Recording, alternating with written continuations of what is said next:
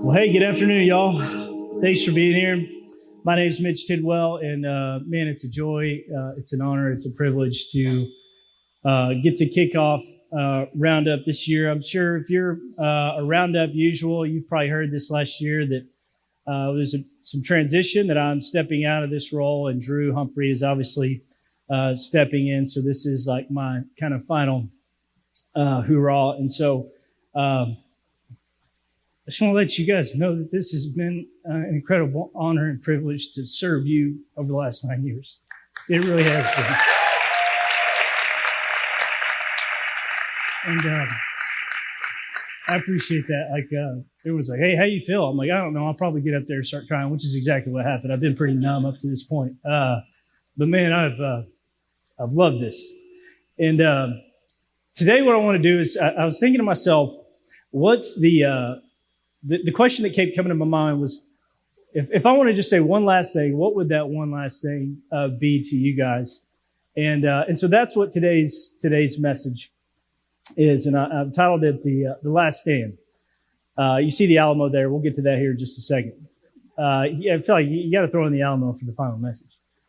But I just kind of want to take you through my story real quick. You know, kind of how we got here and to where we're going with Roundup. About 9 years ago, a little over that, I was running and operating a barbecue restaurant as a pit master. It was so much fun. It was really a lot of joy. And God called me to ministry. And I'm sorry, I'm just getting in my feels. And he called me into this space, and I had almost zero college ministry experience. I was actually on staff at this church doing college and career as like an intern. And the convention said, hey, would you want to play this role? Which I thought was, that's kind of wild, because I don't have any experience of that. But I had a guy, a mentor in my life. He says, hey, you don't have to be an expert in college ministry. You just need to know how to serve people. And so that's kind of the mentality that I took. And I remember back in 2016, these days, we had 5 churches in the Fort Worth Club in downtown Fort Worth, sitting around a boardroom table, talking about college ministry, best practices. And as we remember sitting in those days, the thing that I came away with was there was really nothing for the local church in terms of college ministry. There just wasn't a whole lot out there. And I just have a deep conviction that the local church is plan A to reach everybody. And I have a deep conviction that the church is plan A to reach the campus. I know there's probably quite a few people that think I'm, anti anything local church, but y'all, I believe in the local church. And I believe God has empowered the local church to reach everybody, specifically college students. And as I began to look at the landscape of the nation and see, like, man, there's all these college ministries and local churches all over Texas, but not just Texas, but all over the nation, and they were deeply isolated. And so I thought, what if we could just get these people in the same room together? And so that was the mission, was to pull everybody together in the same room. And so it has been my aim, it's been my goal to platform and elevate the local church, to be plan A to reach college students. And that's what I hope we do as we move forward. And I'm going to get into talk about Drew here in just a second. But the thing that I kept coming to when I started this was, what can we do? This is back in 2016. What can we do in the next 5 years that would last the next 50 years? And I caught this vision that college ministry can be this disciple-making, sending, movemental ministry. Because when you look at all the demographics of the church and you look at just where they are at in life, and you look at this college demographic, it is the most ripe for disciple-making and sending. And when you look at the stats of our nation, you look at spirituality, you look at Christianity, and you always see everything is just down and to the right, down and to the right, down and to the right. How do we change that? I believe the most strategic generation is college students. And I still believe that. Even when our executive director came to me and talked to me about a new position within our organization, and he's, asking me, what do I think about this? And I said, I just don't, I am so invested in this. Like, I told him, I said, I would do this job for free. My wife may not be happy with me, but I would do it for free. She would be happy with me. I said, I so believe in this. And I said, well, if I do this, I don't want to I still want to have some kind of influence in college. So how this will work going forward is Drew is thinking of me as the executive pastor. Drew's the college pastor, but he has free reign over everything. So that's how this will kind of work going forward. But as I thought about that, 5 years, what can we do in the next 5 years to last the next 50 years? As I thought, we need to make disciples and mobilize college students. And what we've seen over the last 9 years is we've actually seen college pastors go be church planners. College pastors go be missionaries. We've now seen students who are now church planners and students who are now missionaries. And we've seen this over the course of 10 years. It's like, man, what we kind of set out to do from the beginning, I see God is actually doing. And I don't think it's necessarily anything that I've done, anything that we've done. It's just God is putting people in his place to accomplish his will and to accomplish his mission. And I just want to say that, man, this has been just the greatest privilege to me to get to serve you guys in this capacity. I absolutely love the local church. Some of you guys are my deepest friends, and I'm just so thankful for you. And I'm just excited for the future of this thing. So as I began to think about what's happened over these last 9 years, I really sensed that my time in this type of role was kind of complete. And so I thought, hey, it's time to hand this off and to hand it over to somebody that can essentially roll it out into Roundup 2.0. And so as I began to pray about this, I began to look, and it was kind of tough for a little bit because it was about 6 months where I was running out. Like I was like, Lord, I don't really know where to go. And the whole time, Drew Humphrey was just sitting in the back of my head, but there was a lot of hoops to jump through. Like I was like, I don't think that I can get Drew to do that. I mean, the guy's got a lot on his plate as it is at his church. And so with that, I finally reached out to him. It ended up kind of working out. But here's why I really wanted to go after Drew. Is when I started doing this from this seat, we were reaching millennials. That was the big target audience. And now we're getting into Gen Z, and then we're even going to get into Alpha. And I really sense that there is kind of a new wave of college ministry because there's just a new demographic coming in. That means there's a lot of ancient things that stay the same, but there's a lot of things that need to change. And when I look at Drew, I felt like Drew was this leader that was on the front of that wave, that was kind of leading the charge. He's a man of integrity. He's a man of conviction. He's a dude that knows how to wash feet. Figuratively speaking, you might really be good at it, other than that, but figuratively speaking, when people ask me, what do I think about Drew? I typically say 3 things, just so you know what I say behind your back. He knows college ministry. He's a good dude, and I'd let him watch my kids. So, he's overall, I'm like, yeah, I think he could run some stuff. So I'm really excited about this new season, and I'm really excited about Drew leading this. And I think the thing that I want you guys to know the most is lean into this. Please lean into this. I'm just going on an old man rant here right now. Is guys, when you get in the room, that changes stuff. Go work your tail off in your local context. Go reach students, go disciple students, go send students, but man, get back in this room. Because there is so much collaboration, there's so much learning, there's so much friendship that you could have in this space and it makes you better, but it makes us all better. And I always say that you guys heard me, if you've come, you heard me say this every year. The silver bullet in ministry is not a book, it's a relationship. There's silver bullets all in this room.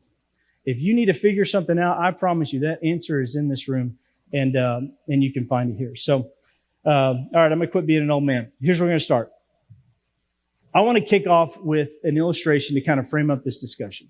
And again, the way that I'm thinking about this session is, what's the last thing that I want you guys to know? Battle of the Alamo. Battle of the Alamo.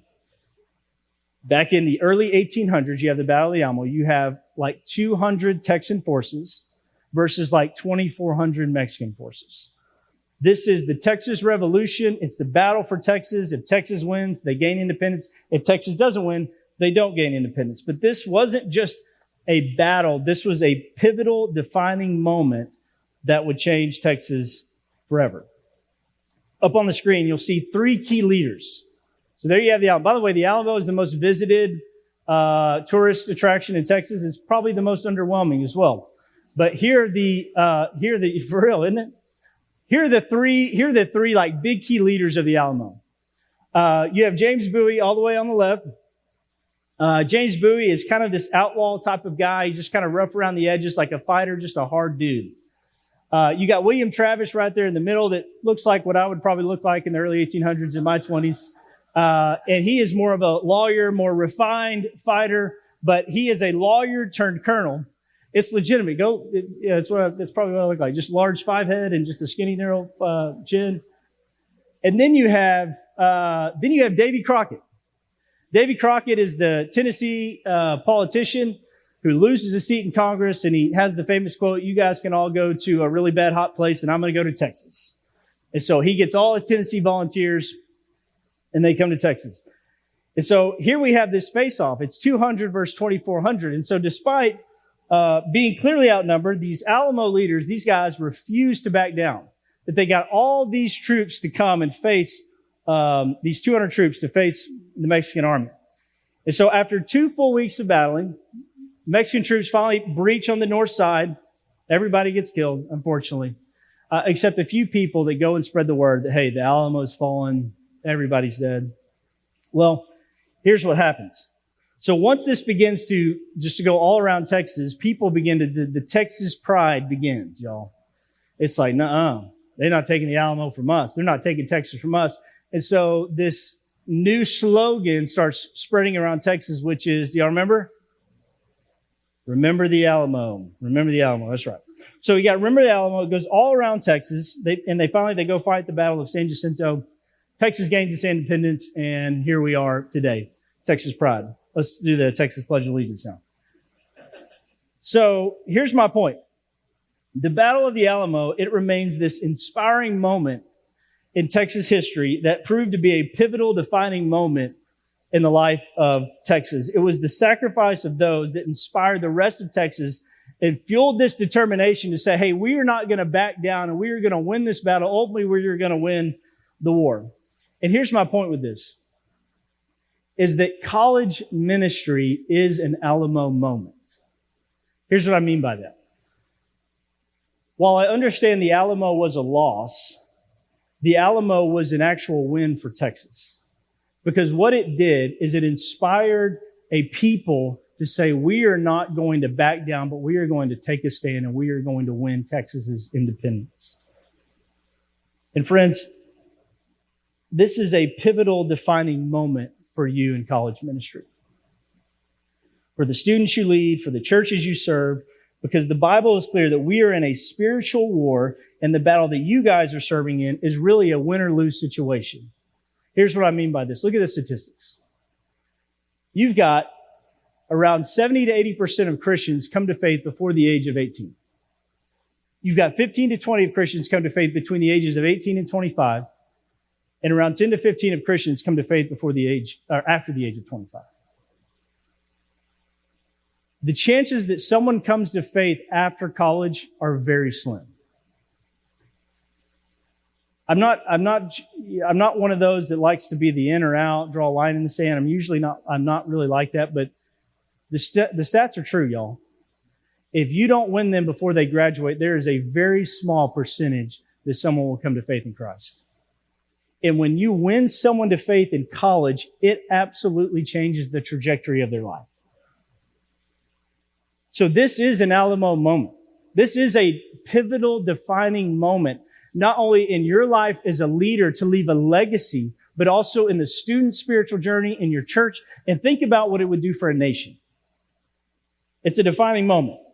So today, I'm challenging you to see college ministry as your Alamo moment, a pivotal, defining stand that will shape the future of students' lives and the church. What churches need is they need leaders in college ministry that are willing to take a stand and say, this generation is worth fighting for.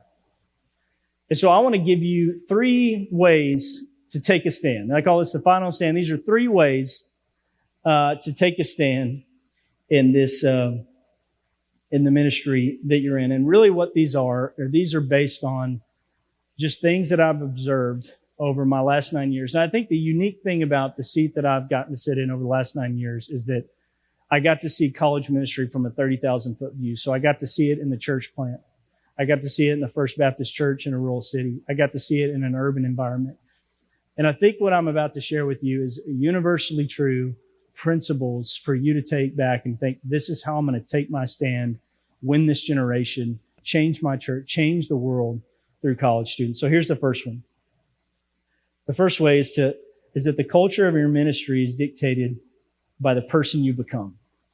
The culture of your ministry is dictated by the person you become. So I think about when you look at those three figures, you look at Bowie and Travis and Davy Crockett, like these men were inspired. They were willing to have courage and to sacrifice. And what's funny is like, even all the people that they brought with them were not like trained, hardened soldiers. They were like doctors and farmers and all these different people. But what you see is who they were is what became of the people around them.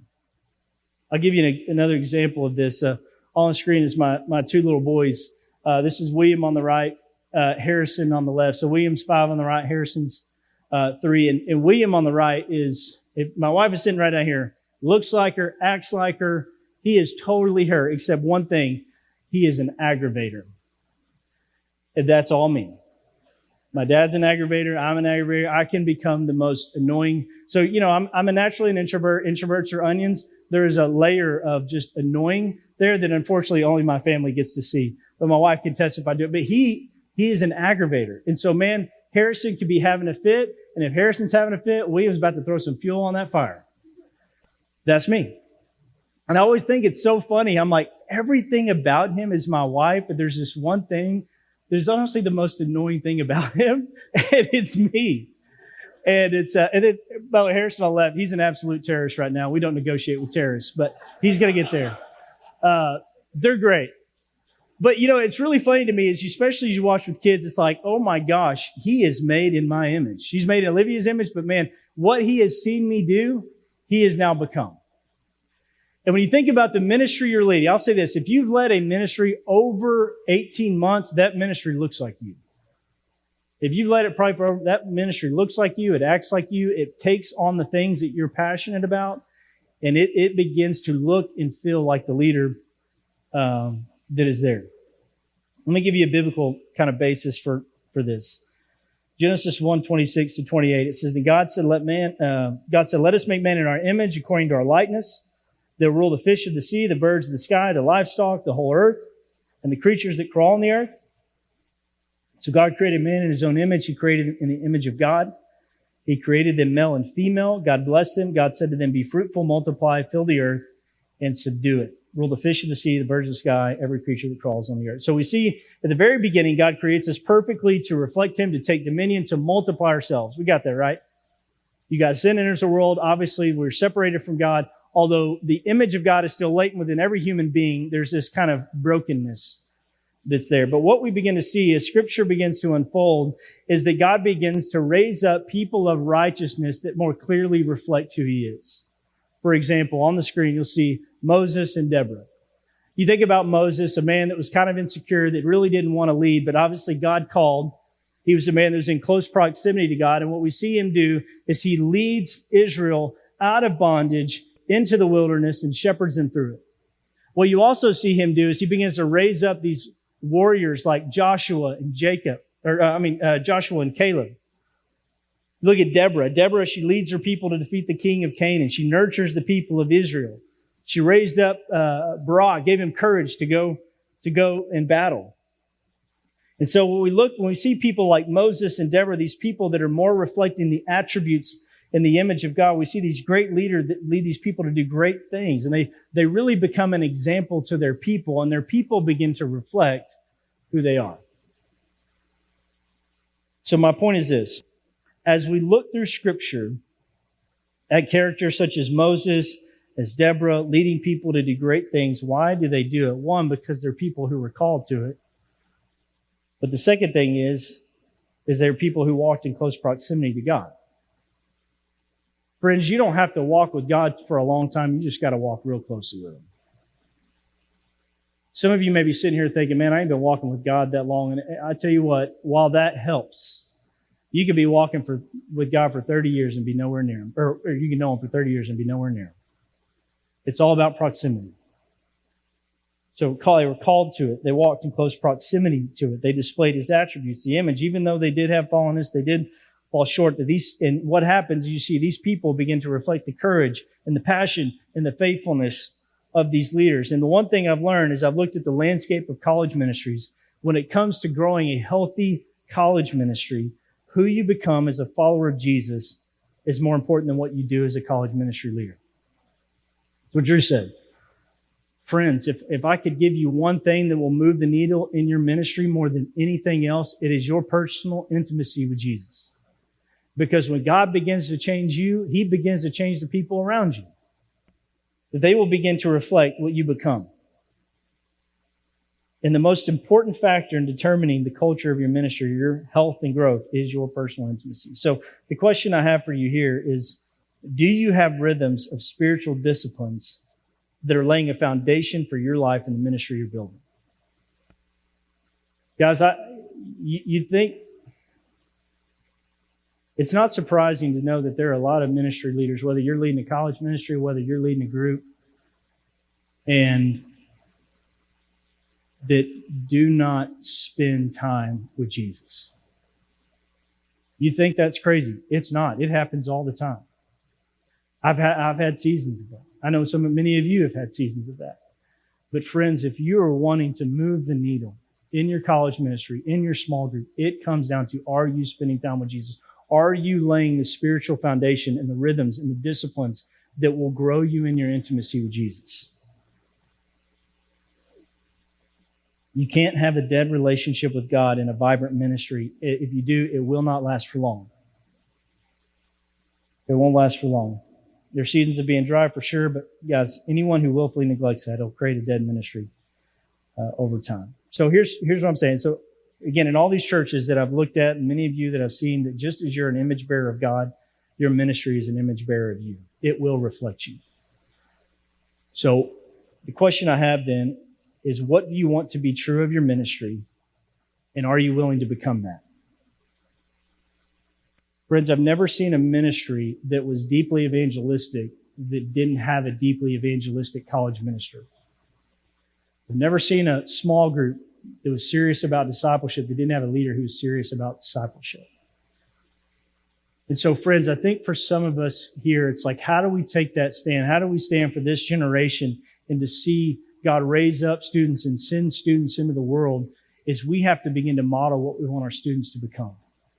And I've seen it over and over again, man. Some of you, man, I feel like I have just been, my job has been a cheerleader, and it has been my joy and privilege to watch so many of you love and sacrifice and raise up warriors for Jesus. And it has been such a joy. And I think for some of us here today, that maybe we're not walking in close proximity to God. We're not walking in intimacy. Man, if you do, I promise life gets abundant. And it's a joy. So that's my first point. Here's my second point. Reframe your understanding of college ministry as a mission-sending ministry, not an education-based program. Acts 13, 1-3, you see the beginning of this church planting movement that comes out of Antioch. This is now in the church of Antioch. There were prophets and teachers, Barnabas and Simeon, who was called Niger, Lucius, Cyrene, Manaen, a close friend of Herod the Tetrarch, and Saul. As they were worshiping the Lord and fasting, the Holy Spirit said, "Set apart for me Barnabas and Saul for the work which I have called them." Then after they had fasted, prayed, and laid hands on them, they sent them off.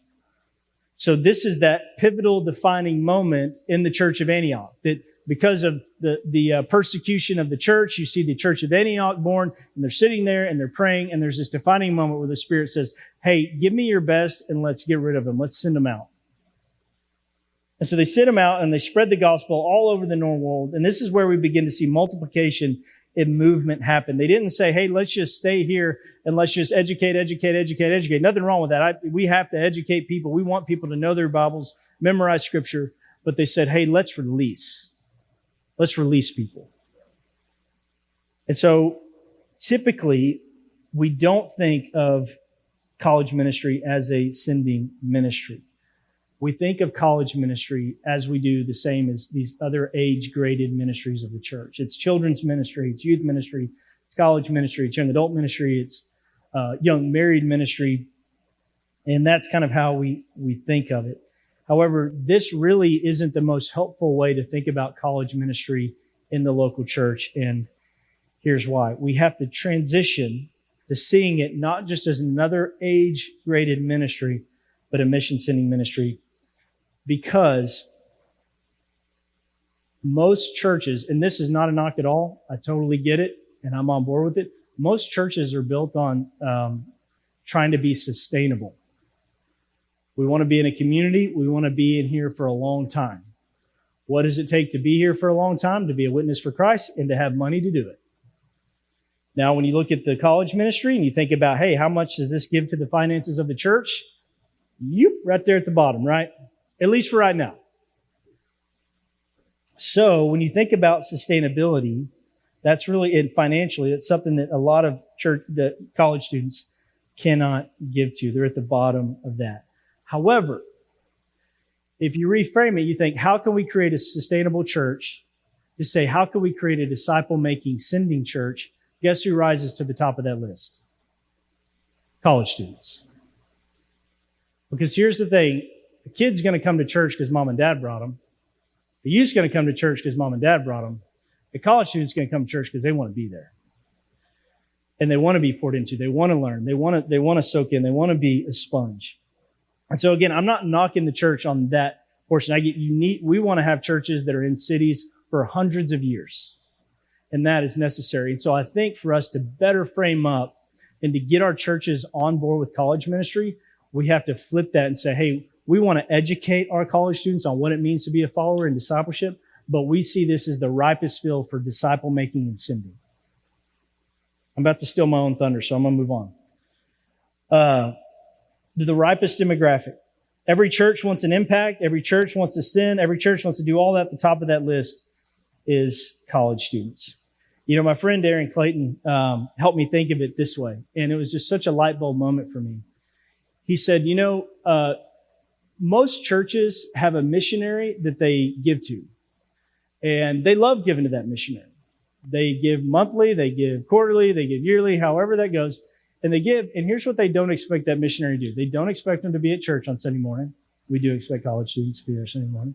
They don't expect that missionary to give back.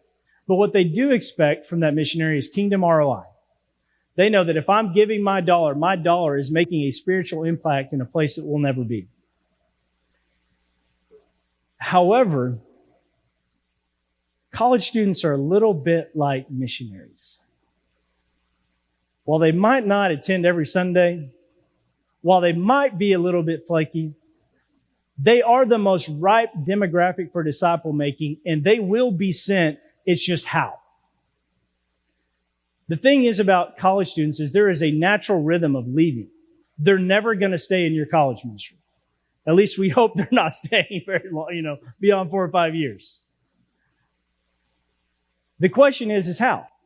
And if we can help our churches, and for many of you, that's not you. That's you educating your senior leaders and the people in your church that this is the ripest field for disciple making and in sending.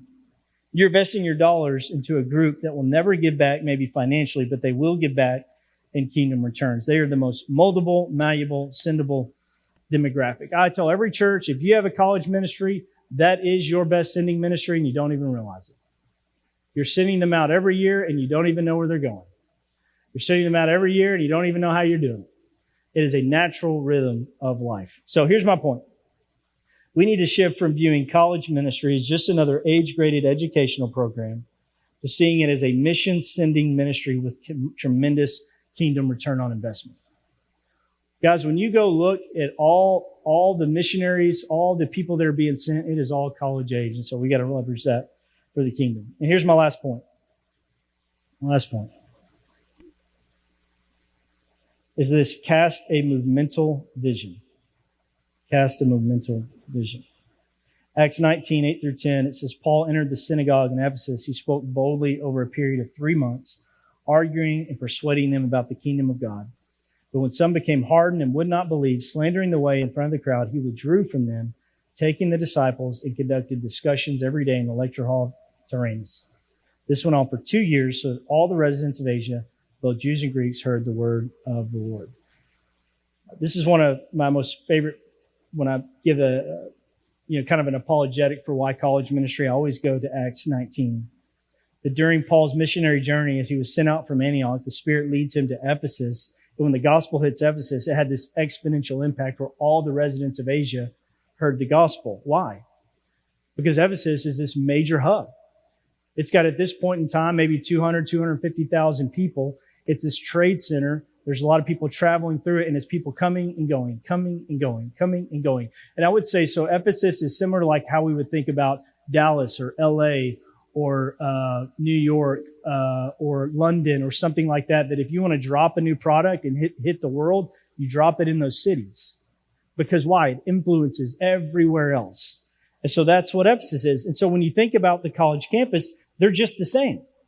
The college campus is you got people all over the world, all over your state, all over the nation that are coming and going, coming and going. They're not staying, they're leaving. And what's happening at those campuses? There's learning, there's values, there's culture, there's ideas that's getting spread all over the world. And so you take just the context, you take the setting of where college students are at, and then you lay over it the demographic. Think about the demographic. College students are moldable. Students are forming worldview. They're answering the question, who am I? What's my purpose? What should I do with my life? That's all happening in their late teens and early 20s. They're asking those questions that we want to answer. Author Meg Jay, if you've heard me speak before, this is just, I'm speaking the same thing I have been for 10 years. Meg Jay, author she's a professor at Penn State, or was, and she wrote this book, Defining Decade.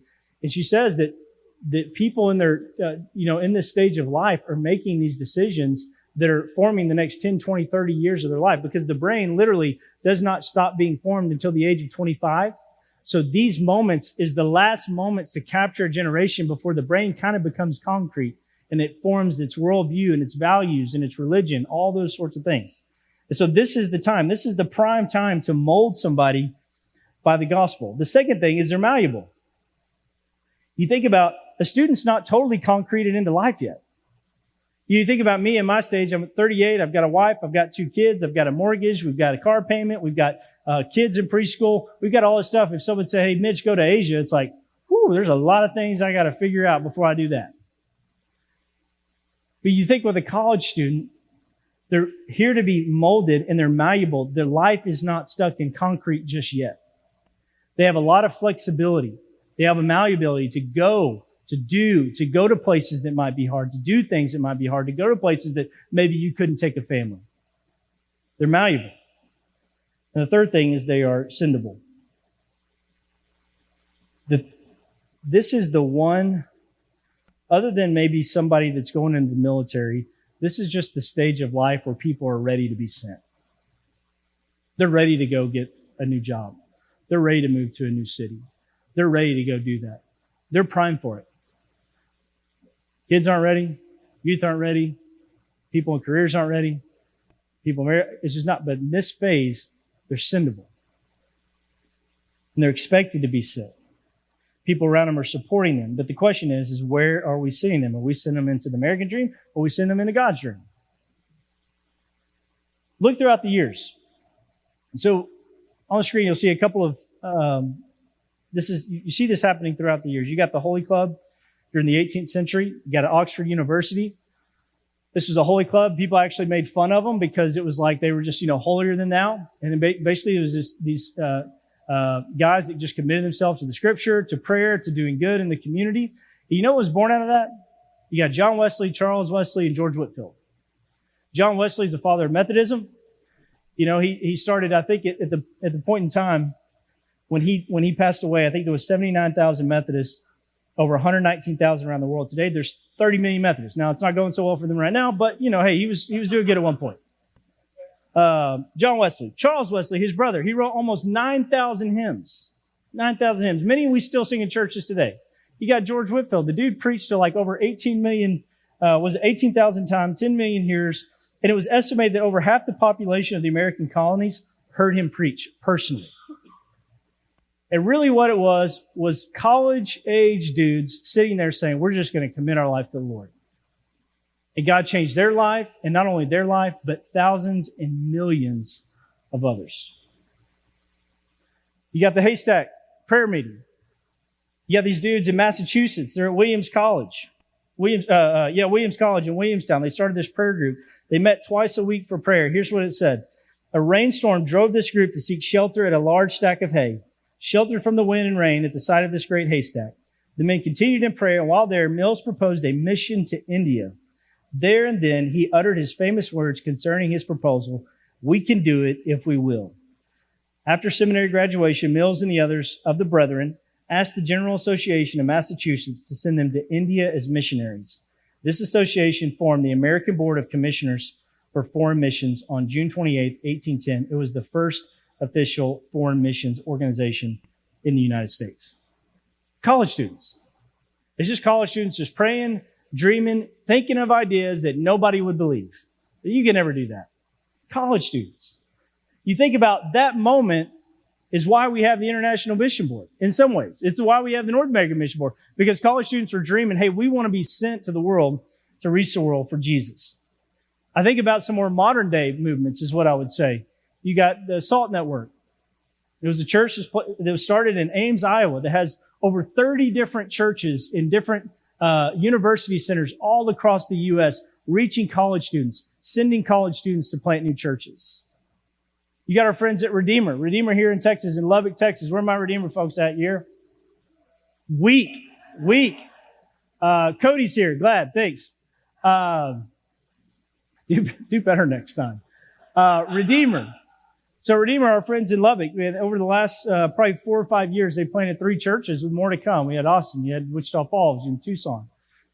You have Resonate Network. Chris, there we go. He's in the back. Resonate Network, Pacific Northwest. They're on 14 different college campuses, planting churches, reaching students, planting more churches in the Pacific Northwest. I could go on with Acts 2 Fellowship. I could go on with The Well here in Alabama. My guy Ethan right over here. Ethan, how many churches y'all got over there now? 7. So they got 7 churches planting in the southern portion of the United States. And I really believe, so what we see throughout history, what we see even in this modern church planting movement, and it's not just happening in church planting, it's happening in other places too, is that people are seeing that if we want to win the world for Jesus, the most strategic generation to do it is college students.